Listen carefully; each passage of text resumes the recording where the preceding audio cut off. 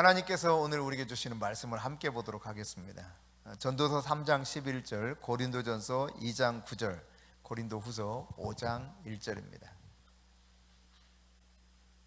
함께 받들어 읽겠습니다. 하나님이 모든 것을 지으시되 때를 따라 아름답게 하셨고 또 사람들에게는 영원을 사모하는 마음을 주셨느니라. 그러나 하나님이 하시는 일의 시종을 사람으로 측량할 수 없게 하셨도다. 아멘. 고린도전서 2장 9절입니다. 고린도전서 2장 9절 함께 받들어 읽습니다. 기록된 바 하나님이 자기를 사랑하는 자들을 위하여 예비하신 모든 것은 눈으로 보지 못하고 귀로 듣지 못하고 사람의 마음으로 생각하지도 못하였다함과 같으니라. 아멘. 네, 고린도후서 5장 1절입니다. 고린도후서 5장 1절 같이 읽겠습니다. 만일 땅에 있는 우리의 장막집이 무너지면 하나님께서 지으신 집 곧 손으로 지은 것이 아니요 하늘에 있는 영원한 집이 우리에게 있는 줄 아느니라. 아멘. 네, 우리가 이 세상에 태어나서 각자 성실하게 삶을 살아갑니다. 그리고 우리가 이 땅에서 다양한 여러 가지 일들을 하면서 살아가죠. 그러나 우리가 아는 사실은 현재 있는 우리에게 주어진 삶, 이것이 전부가 아니라는 사실이에요. 우리가 사는 이 현실, 이 현재의 삶이 우리 인생의 전부가 아니다는 사실을 성경이 가르쳐주고 있죠. 이 땅에서 삶이라고 하는 것은 마치 실제 공연을 위한 최종 리허설을 하는 배우 같은 삶이라고 할 수 있겠습니다. 저희 그 모교에서는 대학부 헌신 예배를 드리게 되면은 성극을 공연한 바가 있습니다. 그러면 이 성극을 그냥 짤막하게 무슨 대충 준비해서 하는 것이 아니라 정말 연극단에서 올리는 것처럼 연습을 해서 그렇게 올렸었어요. 그래서 대사가 대본이 정해지면 그 대본에 따라서 그 스텝도 정하고 또 출연진도 섭외해서 정한 다음에 발성 연습을 한 3주 4주 합니다. 발성 연습만. 그리고 이제 또 대본을 그동안에 암송하고 암기하고 또 그 암기한 대본을 기초로 해서 연습을 해요. 보통 이제 3개월에서 4개월 동안 아주 매주 혹은 이제 마지막 순간이 다가오면 다가올수록 일주일에 몇 차례씩 연습을 합니다. 그래서 완성된 극을 올리게 되는데 그 극을 올리기 전에 리허설을 보통 최소한 2번 내지는 3번을 리허설을 합니다. 마지막 그 단에 서서 그 극을 올리기 전에는 최종 리허설을 통해서 마지막 점검을 하죠. 마치 그런 것처럼 인생이라고 하는 것이 이렇게 리허설을 준비하는 것과 같은 겁니다. 이 땅의 삶이 그런 거예요. 본격적인 무대는 하늘나라에서 펼쳐지는 거거든요. 그 본격적인 삶을 위해서 계속 연습하고 리허설을 해보는 거예요. 훨씬 길고도 영원한 시간을 이 땅을 떠난 뒤에 비로소 살게 되는 것이 우리 인생입니다. 그러므로 여러분, 지구 위에서 내가 산다, 이 대한민국 땅 위에서 산다라고 하는 것은 영원한 삶을 살기 위한 거쳐가는 중간 지점이죠. 영원한 인생을 살기 위한 연습을 하는 연습장이에요. 훈련소예요. 본격적인 운동을 위해서 몸풀기 운동하는 것처럼 그렇게 거쳐가고 중간에 지나가는 것이 이 세상에도 주어진 우리 삶이라고 하는 사실이죠. 우리가 읽었던 전도서 3장 11절에 보면은 다시 한번 볼까요? 하나님이 모든 것을 지으시되 때를 따라 아름답게 하셨고, 여러분 그렇죠? 주변을 둘러보면 참 그때마다 자연이 얼마나 아름다운지 모르겠어요. 네. 며칠 전에 금요일이군요. 금요일 가실 수 있는 몇몇 분들과 함께 하늘공원에 다녀왔는데, 저는 멀리 갔으면 좋겠다 그러는데 다 이렇게 멀리를 싫어하시더라고요. 멀리 가야 좋은데 많은 게 볼 만한 게 좀 있고, 근데 가까운데, 그럼 가까운데 추천해봐라 그래도 가까운 데를 모르겠대요. 갈 만한 데를. 그럼 하늘공원이라도 괜찮을까 그랬더니 좋다고 그래서 거기를 다녀왔는데요. 쭉 펼쳐진 억새, 그리고 거기 핑크 뮬리, 그다음 뭡니까 그거 이름이 기억이 안 나네.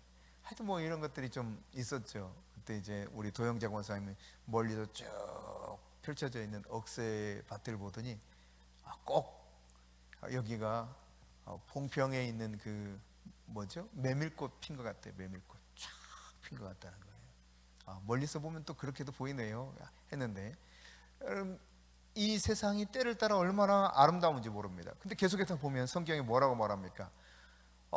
때를 따라 아름답게 하셨을 뿐만 아니라 사람들에게 영원을 사모하는 마음을 주셨다, 이렇게 기록하고 있죠. 하나님이 하시는 시종, 처음과 끝을 알 수 있는 사람, 측량할 수 있는 사람이 없다는 겁니다. 영원을 사모하는 마음을 주셨다라고 표현하고 있는데, 여러분, 인간이 언젠가 다 죽죠. 그래요. 누구든지 다 죽습니다. 그런데 이 죽음을 그냥 자연스럽게 받아들이는 사람이 없어요. 굉장히 힘들어합니다. 때로는 또 이 죽음이 너무 불공평하다고 생각을 합니다. 왜 그럴까요, 여러분? 사실은요, 내가 하나님이 만드신 원리를 생각해 보면 이걸 왜 그런지를 알 수 있어요. 하나님 본래 영원을 사모하는 마음을 우리 가운데 주셨다는 이 말은 영원히 살 수 있는 존재로 창조하셨다는 이야기입니다. 본래. 그러나 죄 때문에 이것이 깨어지고, 그러는데도 불구하고 영원을 사모하는 마음이 우리가 있기 때문에 죽음을 생각하면 이게 부당하게 느껴지는 거예요. 내 속에 본래 하나님이 창조하신 DNA가 있어서 영원을 늘 사모하는 마음이 있거든요. 근데 내가 죽어버려. 이게 너무 부당하게 느껴지는 거예요. 너무 억울하게 느껴지고. 이것이 이제 우리 인생이거든요. 하나님의 창조하신 원리에 따르면 내 마음 속에 하나님이 영원을 사모하는 마음을 심어두신 거예요. 그래서 죽는 것이 싫어, 다. 죽는 것 좋지 않죠? 왜? 하나님이 내 안에 그렇게 영원을 사모하는 마음을 심어주셨기 때문에 그런 겁니다. 분명히 천국이 좋다는 거 아는데 왜 그렇게 죽는 거 싫어해요? 다 안 좋아하더라고. 천국은 그렇게 좋다는데. 바로 이 때문에 그렇거든요. 근데 여러분, 인간은 언젠가 심장이 멈춥니다. 그래서 생명이 여기서 끝이 나는 때가 와요. 지구상에서 완전히 모든 사람과 다 결별하는 때가 온다는 이야기입니다. 그러나 여러분, 분명한 것은 그것이 우리 존재의 마지막이 아니라는 사실입니다. 이것은 말이죠, 아주 짧은 찰나 지나가는 것과 같아요. 오늘 우리가 읽었던 고린도서 5장 1절에 보면은 우리 육체를 뭐라고 표현하고 있습니까? 장막이라고. 장막. 인간의 육체를 장막이라고 말합니다. 그리고 앞으로 우리가 살게 될 미래에 대해서 뭐라고 표현합니까? 우리 미래의 몸에 대해서 집이라고 표현하는데, 그 집을 영원한 집이라고 말합니다. 그러니까 장막과 집으로 비교를 했어요. 이 땅의 육체는 장막이고 영원히 살게 될 집이 따로 있다는 겁니다. 여러분, 장막이 뭐예요? 장막? 텐트입니다. 텐트. 텐트에서 영원히 사는 사람 혹시 있습니까? 그런 사람은 이상한 사람들밖에 없습니다. 좀 이게 잘 돌봐드리도록 해야 돼요. 이런 사람들이 있으면, 텐트에서 영원히 살기를 원하는 사람이 있으면. 임시처소죠. 잠깐 여행 가서 뭐 아무리 캠핑을 좋아해도 잠깐 있다가 오는 거처가 이 텐트지, 영원히 거기서 살고 싶어하는 사람은 아무도 없습니다. 이 육체가 텐트. 잠깐 폈다가 때가 되면 접어야 돼. 안 접으면요, 바람이 날릴 수도 있습니다. 아니면 좀 지나면 썩어버려요. 그게 육체의 몸입니다. 설령 여러분 이 땅에서 튼튼한 집을 지어도 어때요? 시간이 지나고 나면은 다 허물어져요. 저희 어머님이 이제 팔순이 돼서 지난 어제군요. 굉장히 오래된 일처럼 느껴지네. 어제 이제 그 가족들끼리 모여서 목사님 모시고 예배드리고 식사하고, 그 전에 이제 동네 어른들하고 또 동네 집집마다, 그리고 교회 성도들에게 이제 선물을 하나씩 준비해서 이렇게 드리도록 했는데, 제가 참 오랜만에 동네 전체를 한 바퀴 돌았습니다. 예전에는 그 명절이 되면 다 이렇게 돌았잖아요. 집집마다 돌면서 인사드리고 세배도 드리고 뭐 이랬거든요. 근데 그거 없어진 뒤로는요, 제가 집집마다 돌아본 적이 없어요. 그러니까 몇십 년이 지난 거예요. 수십 년이 지난 후로 처음으로 동네를 쭉 한 바퀴 다 돌아왔어요. 그러다가 이제 발견한 집이 하나 있습니다. 사진을 잠깐 보면 이 집입니다. 저 앞에 보이는 주황색 집인데요, 조금 더 안쪽으로 들어가 보면 이렇게 생겼는데, 왼쪽에 보이는 이 건물, 제가 보기에 왼쪽이니까 여러분 보기에는 오른쪽이네요. 이 건물이 다 창고예요. 창고, 곡간. 이 집이 저희 동네에서 가장 부잣집이었습니다. 아주 비교 우위, 완전히 이 집에 비교할 만한 부자가 없었어요. 한겨울에도 이 곡간에 가득 차 있었고 반대편 곡간에도 가득 차 있었습니다. 쌀가마니들이 엄청난 부자였습니다. 근데 오늘 돌아보니까 집이 저렇게 폐허가 되어 있고 거미줄이 다 쳐져 있더라고요. 여러분, 근데 육체라고 하는 것을 장막으로 비유가 있단 말이에요. 장막, 텐트. 집도 아니야, 텐트야, 텐트. 우리 진짜 집은, 영원한 집은 하늘나라에 하나님이 손수 지으신 집이 있다는 겁니다. 심장이 멈추면 이 땅에서는 다 결별하고 더 이상 말 한마디도 할 수 없지만, 그러나 우리의 미래의 몸이 바로 그 영원한 집에서, 하나님이 예비한 집에서 영원히 살 수 있다고 하는 사실을 가르쳐주고 있는데, 여러분, 이 땅에서 우리가 살아갈 때는요, 우리가 원하는 걸 다양하게 선택해요. 내가 원하는 걸 취사 선택할 수 있습니다. 그러나 우리가 알아야 될 사실은 영생의 삶은, 영생에서 삶은 내가 딱 선택할 수 있는 것이 두 가지밖에 없어요. 그게 뭐냐면 천국과 지옥입니다. 다른 선택이 없어요. 근데 이 선택조차도 거기 가서 하는 게 아닙니다. 문제는 이 땅에서 내가 어떻게 사느냐에 따라서 영원한 집이 결정돼 버립니다. 지구상에서 내가 사는 동안 하나님과 어떤 관계를 맺느냐가 영원한 삶을 결정짓는다는 이야기죠. 그러니까 내가 이 땅에서 사는 가운데 하나님과 어떤 관계를 맺을 것인가 너무너무 중요하다는 이야기입니다. 여러분, 육신의 삶을 텐트에 비유하고 있는데 이 육신의 삶을 위해서도 얼마나 수고의 땀을 흘립니까? 모든 것을 희생해 가면서도 막 열심히 살아가요.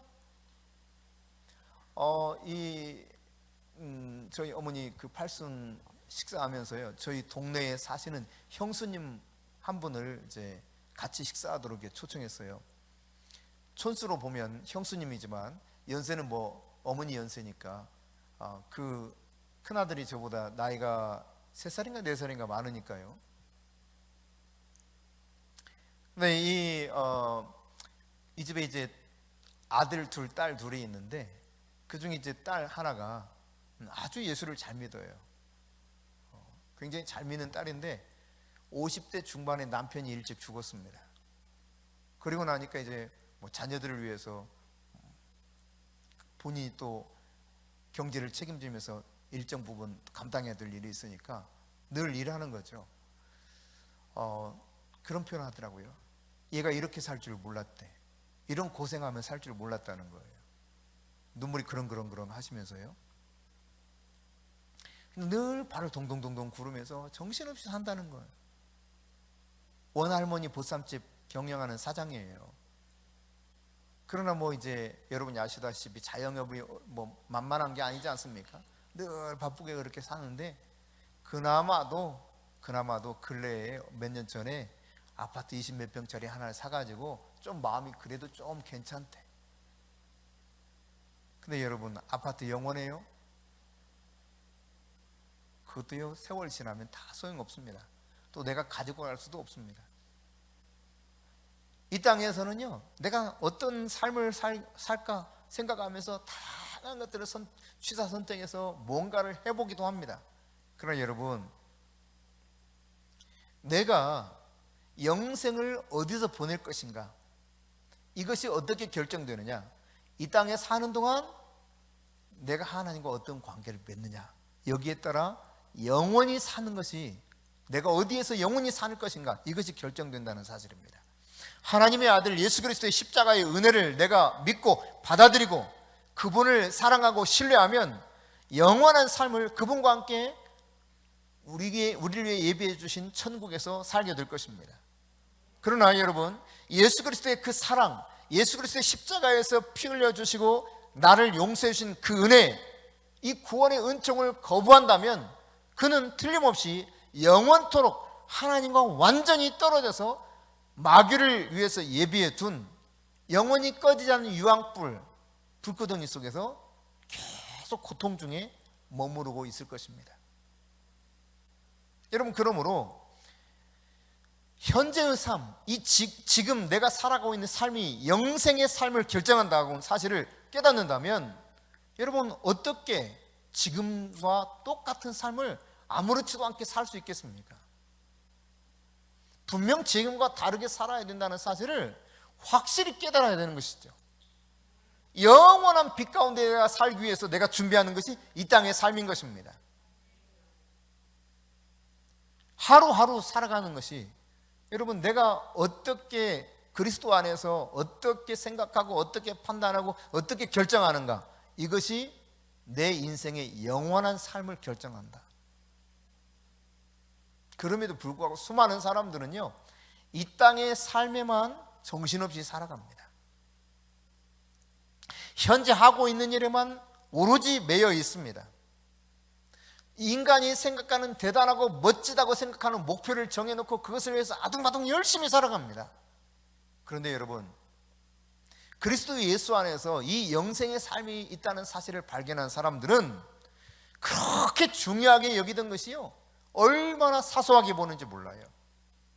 한순간, 이게 내가 그렇게 의미를 뒀는데 별 의미가 없구나. 너무너무 가치 있다고 생각했는데 정말 가치 없는 것이구나. 이것이 깨달아지는 때가 오는 것입니다. 하나님과 가까워지면 가까워질수록 나머지 것들이요, 시시해 보이게 되어 있어요. 사도 바울이 그랬습니다, 여러분. 가치관의 변화가 오는 것입니다. 내가 그러므로 어떻게 시간을 쓰고 내게 주어진 재능과 물질을 어떻게 사용할 것인가, 이것이 판이하게 달라질 수밖에 없습니다. 그동안은 명예와 부와 쾌락을 위해서 살았다면 이것이 정말 내 인생 걸만한 것이 아니라는 사실을 깨닫게 되는 거예요. 바울이 뭐라고 고백합니까? 빌립보서 3장 7절입니다. 함께 읽습니다. 그러나 무엇이든지 내게 유익하던 것을 내가 그리스도를 위하여 다 해로 여길 뿐더러. 뭘로 여긴다고요? 해로. 이전에는 뭐와 같았어? 뭐처럼 여겼어요? 나에게 굉장히 유익한 것으로 여겼어요. 바울이 그 뒤에 고백하는 것은 무엇이냐? 해로 여길 뿐만 아니라 이 모든 것들을 배설물이 여겼다. 배설물. 뭘로 여겼다는 겁니까? 아주 직설적으로 번역하면 똥으로 여겼다, 그런 뜻입니다. 똥. 혹시 여러분이 어제 오늘 너무 비싸고 귀한 걸 드셔서 배설물로 나온 똥을 이거 내가 호의 모셔둬야지 하고 여러분 품금에 안고, 그 정도는 아니어도 집안에 잘 이거 보관할 사람 혹시 계세요? 아니죠. 누구도 그거 거들떠보지 않습니다. 사도 바울이 예수님을 발견하지 못했을 때는 그것이 최고인 줄 알았어요. 가말리엘 문화생 하면 누구든지 다 알아줬습니다. 최고의 랍비로부터 선택받은 제자로서 그 중에서 특별히 수제자였어요. 국민의힘 그 대선 후보 중에 원희룡 씨가 근래에 알고 보니까 그 당시 학력고사죠. 지금은 수능이라 그러죠. 수석 입학. 근데 교과서만 공부했다고 하더라고요. 수석 입학. 그리고 서울법대 수석 입학. 그리고 서울법대 수석 졸업했다고 하더라고요. 이 정도, 그러니까 말하자면 자랑거리가 있었던 사람이 소위 바울이었습니다. 바울. 최고의 수제자였어요.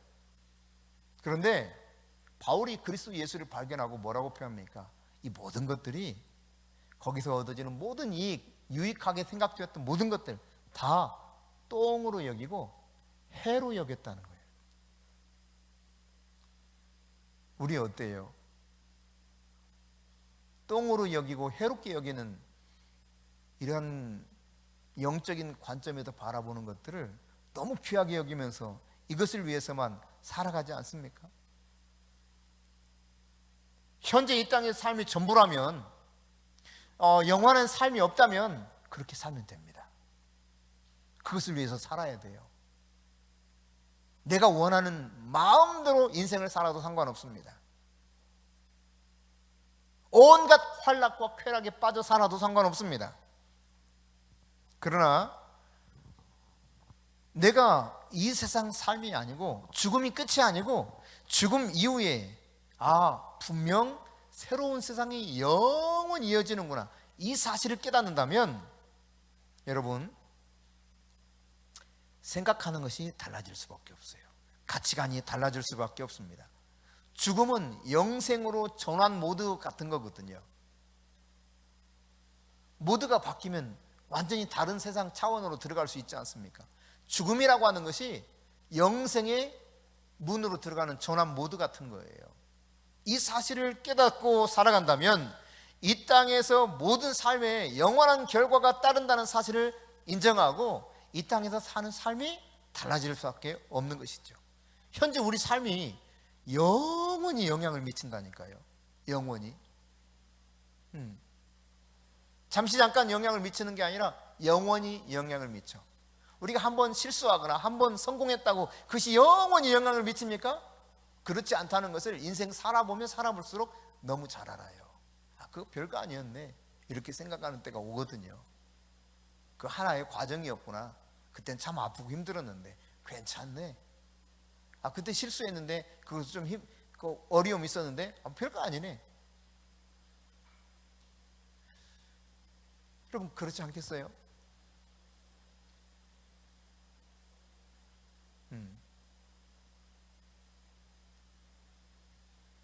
그러나 여러분, 이 세상에서 어떤 것들, 아주 중요하다고 생각하는 모든 것들도 우리 인생에 영원히 나에게 영향을 미칠 수는 없습니다. 그런데 이 세상에서 뿐만 아니라 영생에께서도 계속 영향을 미칠 수 있는 것이 바로 현재 내가 하나님과 어떤 관계를 맺고 사느냐의 삶인 거예요. 그래서 너무 중요한 것입니다. 영원히 나에게, 영원히, 이건 변할 수가 없어요. 바꿀 수도 없습니다. 내가 현재 맺고 있는 그리스도와의 관계가 내 영생의 삶에 영원토록 영향을 미쳐. 이렇게 중요한 게 내가 이 땅에서 그리스도 예수 안에서 사는 하나님과 관계예요. 어마어마하게 중요한 사실이라는 사실을 우리가 깨달을 수 있게 되죠. 여러분, 우리가 살아가면서 내가 현재 정말 내 인생에 파괴적인 그런 경험을 했다, 진짜 내 인생 그때는 완전 폭망했다 라고 하는 때가 어떤 때였습니까? 여러분, 우리가 현실적인 문제를 바라보면 이런 때 보통 그러죠. 파산해, 그리고 때로 이혼하고 질병이 나를 고통스럽게 만들고 마지막에는 죽는 것이 내 인생을 파괴하는 것처럼 여겨질지 모릅니다. 그러나 여러분, 현재 삶에서 가장 파괴적인 것이 무엇인지 아십니까? 이게 아니에요. 내가 살아가는 가운데 현재 삶의 가장 파괴적인 것은 바로 근시안적인 사고인 것입니다. 이 땅에서밖에 내 삶을 이거 전부인 줄 알고 그렇게 살아가는 거, 이게 정말 너무너무 파괴적인 거예요. 왜? 영원히 영향을 미치기 때문에 바꿀 수도 없어요. 그때 가서는요. 인생 한번 실수해도 괜찮다니까요. 실패해도 괜찮아요. 아무렇지도 않아요. 다시 그거 만회할 수 있는 기회가 얼마든지 옵니다. 얼마든지요. 그런데 내가 이 땅에서 그리스도와 바른 관계를 맺지 못하면, 근시안적인 사고 가운데 이 세상이 전부인 그저 살아가면 우리는 망하는 거예요. 가장 인생의 파괴적인 삶을 살고 마는 것입니다. 이걸 깨닫지 못하기 때문에 사람들이요, 계속 눈에 보이는 것만 보고 살아가. 눈에 보이는 것만. 심지어 이 관계 안에서 내가 하나님의 자녀라는 사실을 알았음에도 불구하고 맨날 이렇게 한탄해요. 아이고, 좋겠다. 저 사람 예수 안 믿어. 왜 이렇게 잘 살아? 나는 뭐야? 이렇게 한탄해요. 참 기가 막힌 일이죠. 세상에서요, 여러분, 세상에서 그럴싸하게 포장하고 사는 사람이 다 행복하고 잘 사는 사람입니까? 사기꾼들이요 기가 막힙니다. 사람을 속이기 위해서는 정말 별별 수단과 방법을 다 동원해서 자기가 대단한 사람처럼 뻑입니다. 인생 여러분 그렇게 산 사람 보면 얼마나 불쌍합니까? 여러분 이 땅의 삶이 아무리 화려해 보여도 예수 없는 인생은 망한 인생이에요. 사실 예수 안에 내가 믿음의 뿌리를 내지 않는 한 그 사람은 가장 파괴적으로 자기 인생을 살아가는 겁니다. 여러분 수능 한번 실패해도 괜찮아요. 직장에서 한번 해고를 당해도 괜찮습니다. 인생의 가장 큰 아픔 중에 하나가 그런 거겠죠. 사별 혹은 이혼 뭐 이런 것들이 있을 수 있겠죠. 질병에 시달리는 인생을 살아가는 것, 사람들에게 배반당하는 것, 쓰라는 고통이 들 수 있습니다. 그러나 여러분 이것이 내 삶에 영원히 영향을 미치는가? 전혀 그렇지 않습니다. 일시적으로 영향을 미치는 거예요. 텐트와 같은 삶을 사는 삶이죠. 잠깐 영향 미쳐요. 설령 우리 인생 이 70, 80 영향을 계속 미쳐서 내 인생이 괴롭다 할지라도 그것은 영혼의 관점에서 보면 한 점도 안 돼요. 그렇지만 영원히 내 인생을 계속해서 영향을 미칠 수 있는 그 삶이 뭔가? 바로 이 땅에서 그리스도와 연결되었느냐 끊어졌느냐, 하나님과 내가 바른 관계를 맺고 사느냐 그렇지 않느냐, 이것이 우리 인생 영원토록 영향을 미친다는 사실이죠. 그러므로 여러분 영생에 대한 그림을 그리시기 바랍니다. 영생에 대한 그림을 그려야 돼요. 영생, 영원히 사는 그 삶, 부활 이후의 삶이 얼마나 소중한가, 얼마나 가치 있는가, 이것을 깨닫고 지금 준비해야 되는 것입니다. 오늘의 삶은요 사실 빙산의 일각에 불과한 거예요. 죽음 이후의 삶이 됐을 때 비로소 와, 바닷속에 잠겨있던 그 비가 덩어리가 보이기 시작하는 거죠. 빙산 덩어리가. 그게 우리 인생입니다. 여러분, 하나님과 영원히 함께 사는 것이 어떨까? 이게 사실 상상이 잘 안 돼요. 여러분 상상이 잘 되십니까? 저는 잘 안 되더라고요. 아무리 이렇게 막 성경의 내용을 이렇게 이 머릿속에 떠올려도 하나님과 영원히 함께 사는 것에 대한 이 그림이 잘 그려지질 않아. 명확한 그림이. 천국의 그 위대함과 불가사의에 대해서 내가 다 이해하지 못하기 때문에 그래요. 그걸 내가 다 안다면은 기가 막힐 거야. 근데 그걸 다 이해를 못해요. 여러분 요즘에는 이제 애완동물하고 사는 사람들이 많아졌어요. 그 중에는 파충류가 애완동물 속에 하나 들어가 있어서 간혹 가면 우리나라에도 뱀을 애완동물로 기르는 사람들이 있더라고요. 너무 뱀을 사랑해. 그래서 뱀에게 막 가르쳐줘. 최고급 승용차, 요즘 제일 좋은 게 뭐예요? EQ900? 우리나라 것 중에 EQ900. 그걸 이제 내가 너무 사랑하는 이 애완동물 뱀에게 막 설명을 해줘. 날마다 설명을 해줘. 그리고 사용 방법을 막 가르쳐줘. 지렁이란 이 뱀이 알아들어요.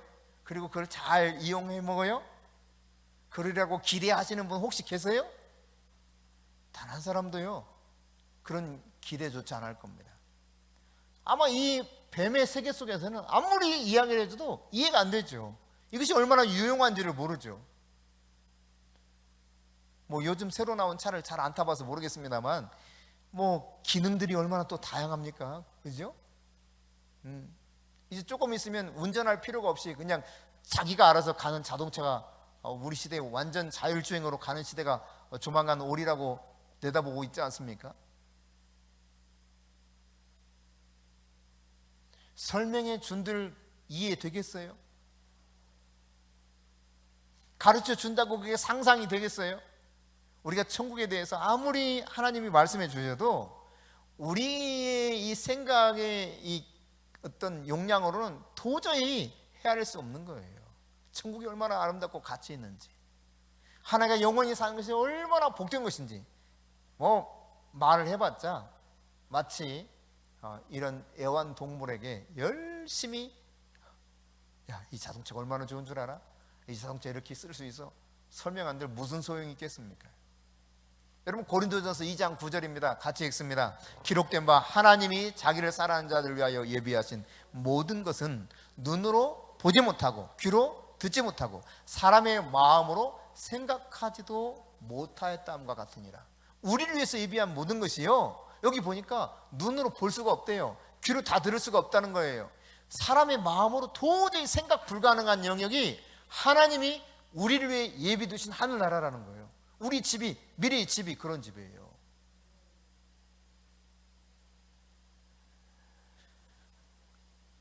여러분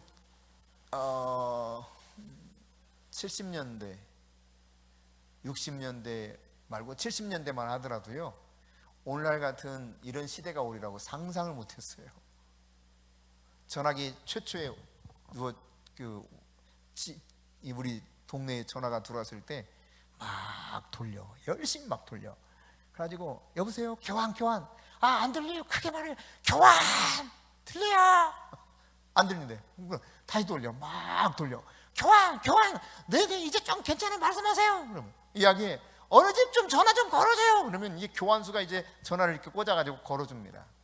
그럼 이제 통화가 되잖아. 여보세요, 너 어디 누군데, 누구 좀 바꿔주세요. 그 동네 사람 심부름 시키는 거야. 전화가 없으니까. 처음에는 너무 신기하더라고. 그래서 우리 집에 전화가 왔을 때, 전화가 놓여졌을 때 우리 동생들이 나랑 같이 막 서로 전화 받으려고 싸우는 거야. 너무 신기하니까. 근데 전화 받으면 그다음 뭐예요? 막 그렇게 소리가 들리는 자체가 너무 신기한 거야. 그러다가 이제 심부름이야, 심부름. 누구 좀 바꿔달라고.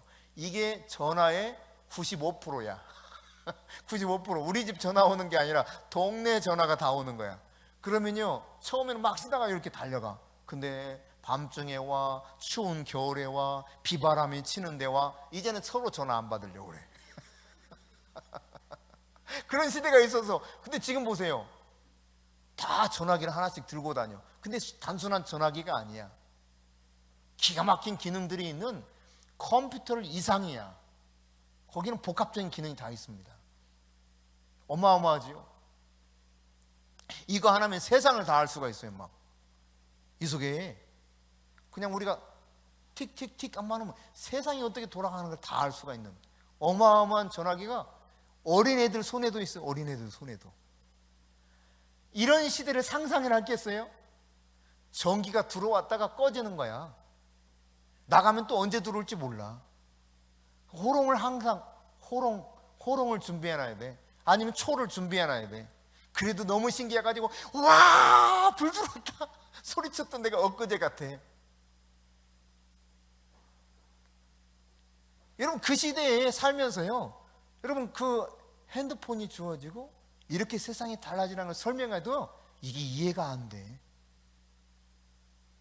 진짜 그런 세상 오는 거야? 말도 안 돼. 우주에 정거장을 만든다고? 말도 안 돼. 정말 말도 안 돼. 저는 상상, 인간이 너무 허구적인 것을 만들어놔서 그 메텔과 뭐예요? 철이와 메텔, 은하철도 999, 그게 그냥 사람이 막 머리 짜내가지고 이상한 걸 그리는 줄 알았어요. 근데 지금 우주 정거장이 생겼잖아요. 그것만 해도 상상이 안 되는데 하늘나라를 여러분 상상해 보세요. 천국에서 영원히 살 그 하나님 나라가 어떨 것인가. 그래서 눈으로 봐도 보지 못하고 귀로 들어도 듣지 못하고 마음의 생각으로 도저히 이것을 이해할 수 없는 게 주님의 세상이라는 거예요. 그 주님의 세상에서 영원히 살 집이 지금 준비되고 있단 말이죠. 그 집이 언제 결정되느냐? 내가 사는 현재의 삶, 이것이 내가 그렇게 영원히 살 인생을 결정하는 거예요. 저는 이렇게 동네 쭉 한번 돌면서요, 어떤 데는 아주 예전에는 굉장히 잘 사는 집이었거든요. 아까 보았던 그 집도 그렇고. 근데 허물어져 있더라고. 벽도 다 허물어지고 아무도 안 살아. 다 쓰러졌어. 완전히 다 담장도 허물어졌고요. 근데 어떤 집은 지질이 가난한 집이었어. 뭐 지금 얼마나 잘 사는지 모르겠는데 딱 들어갔는데요, 아주 정원도 그럴싸하게 갖고 놓고 예쁘장하게 다 꾸며놨더라고요. 저희 어머님도 놀라시더라고요. 아이고, 이 집 잘 꾸며놨네. 사는 사람이 바뀌었어. 바뀐 지 얼마 안 됐어. 그러니까 영원한 게 없어요. 근데 영원한 것을 내가 마치 누리고 사는 것처럼 생각하면서 내 인생의 모든 애를 거기에 투자하는데, 눈으로 보지도 못하고 귀로 듣지 못하고 마음의 생각으로도 도저히 생각을 품을 수 없는 그 하나님 나라에 대해서는 준비를 안 하고 산다면, 여러분 그때 가서 땅을 치고 후회한들 무슨 소용이 있겠습니까? 하나님께서 우리를 위해서 영원한 집을 예비해 두셨는데, 그 집이 성경에서는 분명히 존재한다고 말씀하고 있고, 그 집이 내가 어떻게 이 세상에 사는가에 따라서 달라져 버린다 이 말이죠. 여러분 마태복음 25장 34절입니다. 같이 읽습니다. 그때 임금이 그 오른편에 있는 자들에게 이르시되, 내 아버지께 복받을 자들이여, 나와 창세로부터 너희를 위하여 예비된 나라를 상속받으라. 복받을 자 누굽니까? 예수 믿는 자예요.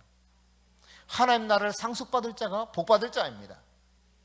하나님은 분명히 말씀하고 있죠. 창세로부터 이것을 하나님이 준비하셨다. 얼마나 잘 준비했다는 이야기예요.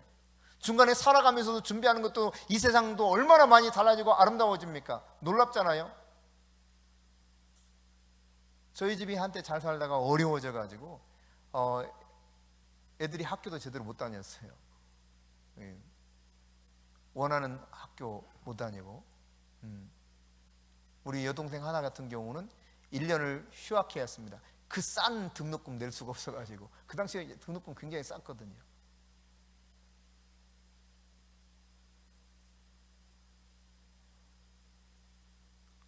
가고 싶은 대학을 갈 수 없었습니다. 동생이. 그 동생이 본래 신학을 하려고 그렇게, 저는 그냥 날라리처럼 살았는데, 그 동생은 지금 예수를 안 믿고 제가 목사가 되었으니 정반대가 되었는데, 지금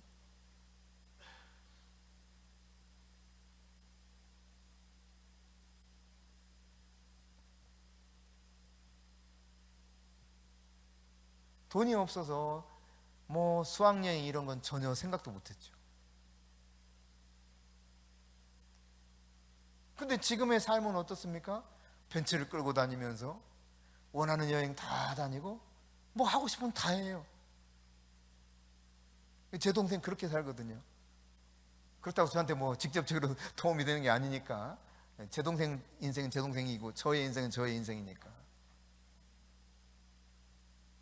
영원한 것이 이 세상에서 영원한 것처럼 보일지라도 그렇진 않아요. 다 변화가 옵니다. 하지만 여러분, 영원히 영향을 미칠 인생, 우리가 지금 살아가고 있다는 사실을 기억해야 돼요. 아버지께 복받을 자 누구냐? 예수 그리스도 안에서 하나님을 아는 자들입니다. 이 세상에서 눈물 좀 흘려도 괜찮아요. 텐트 안에서 잠깐 사는 거 조금 불편할 수 있어요. 어렵고 힘들 수 있습니다. 괜찮습니다. 영원한 나라에 내가 상속받을 그 나라, 창세 때부터 주님이 지금 계속 준비하고 계세요. 저희 동생이요, 처음에 사업 시작할 때는 진짜 쓰러지는 집에서 뭐 기계도 허름한 거 하나 갖다 놓고 사업 시작한다고 저를 오라고 그러더라고요. 그래서 내가 구경 갔거든. 제가 신대원 다닐 때 그랬어요. 신대원 3학년 때.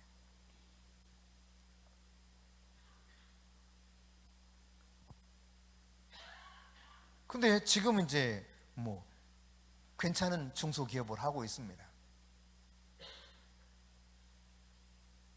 현재의 삶에서도 내가 준비를 성실하게 잘 해나고 정말 최선을 다하면 뭔가 이뤄낼 수가 있어요. 달라져요. 그러나 이것도 그냥 이 세상에서 뿐이야. 다시 말씀드립니다. 영원히 나에게 변할 수 없도록 영향을 미치는 삶이 지금 내가 살아가는 삶을 통해서 결정된다. 바꿀 수 없어요. 언제일지 아무도 몰라요. 주님이 언제 그냥 가자 그러면 갈 수밖에 없어요. 그때까지만 내가 이 세상에서 하나님과 관계를 맺으며 사는 것입니다. 얼만큼 잘 그분과 관계를 맺느냐가 내 영원한 인생 살 집을 내가 결정한다는 사실입니다. 여러분이 만일 예수 그리스도와 그 관계를 통해서 하나님과 바르게 잘 관계가 정리되어 있다면 죽음이 와도 전혀 두려워할 필요가 없습니다.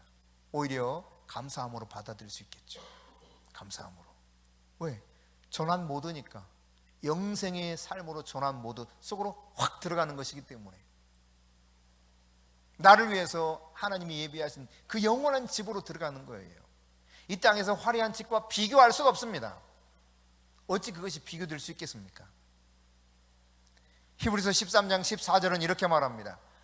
우리가 여기에는 영구한 도성이 없으므로 장차 올 것을 찾나니. 그렇습니다. 이 세상에는 영원히 있을 도성 없습니다. 그렇게 커다란 제국들을 보십시오. 이집트, 바벨론, 바사, 로마, 다 여러분 흥망성쇠가 있어요. 영구한 도성이 없습니다. 그래서 하나님은 장차 올 것을 찾도록 영원한 날을 사모하는 마음을 우리에게 주신 것입니다. 이것을 리빙 바이블에서는 이렇게 번역합니다. 같이 읽습니다. 이 세상은 우리의 집이 아니다. 우리는 하늘에 있는 우리의 영원한 집을 기대하고 있다. 그렇습니다, 여러분. 이 세상은요, 우리 집 아니에요. 이 세상은 잠시 머무르는 텐트와 같은 곳입니다. 우리가 영원히 살 집은 하늘에 있어요. 우리는 그것을 기대하고 살아가는 것입니다. 그러므로 여러분, 우리가 이 땅을 살아가는 동안 마지막 날을 준비하는 것으로 매일매일 인생을 사는 것이 얼마나 중요한가를 깨달아야 됩니다. 마지막 내 인생 마지막 그때 최종적으로 올 그날을 위해서 하루하루 믿음 안에서 살아간다면 여러분 인생은 가장 복받은 인생이 될 것입니다. 다음에 올 인생을 잘 준비하십시오. 그렇게 사는 것이 가장 지혜로운 사람, 지혜로운 삶을 사는 것입니다.